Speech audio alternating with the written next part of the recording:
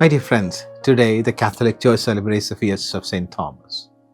The Gospel passage is from the theme of the resurrection of Jesus, where he visits the apostles and Thomas was not with them.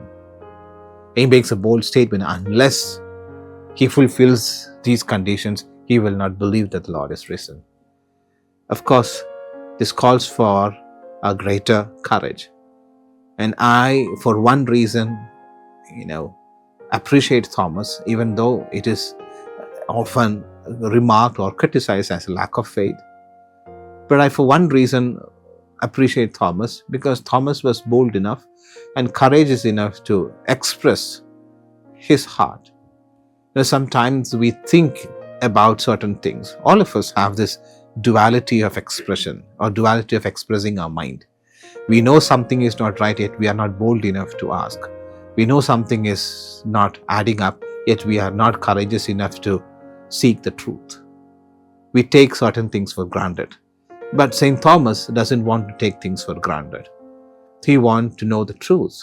Therefore, he says, unless I can see the marks of the nails and I can put my fingers into the side, I will not believe. So Jesus appears in order to prove himself to St. Thomas that it is he who has been risen from the dead. And St. Thomas makes the famous proclamation of faith, my Lord and my God. In fact, it was also an eye-opener for the remaining apostles who never took the courage to ask the Lord, who never took the courage to believe.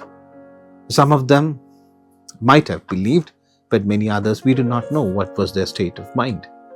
Presumably, they were also having doubts, but they believed because they are seeing an extraordinary phenomenon. But for St. Thomas, his actions have led the entire world to believe that Jesus is the one risen from the dead, from these external signs. My dear friends, this lesson is teaching us something.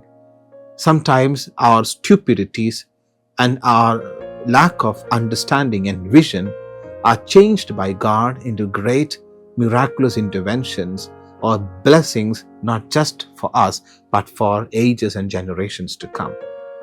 This action of St. Thomas is becoming a great testimonial of the resurrection of Jesus down the centuries and ages to come. And even today, it is one of the proofs of the resurrection of Jesus, that it is truly the Lord. So our follies can become blessings. Our lack of perception can sometimes lead to greater insight, and our courage can become a way and a light for many more people. It is the lesson that St. Thomas is teaching us. Therefore, today, my dear friends, when we are making this spiritual journey, let us be bold and courageous like St. Thomas. Let us not be weary of our failures and follies.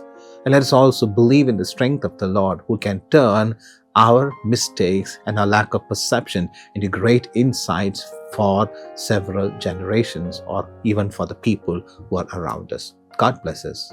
Amen.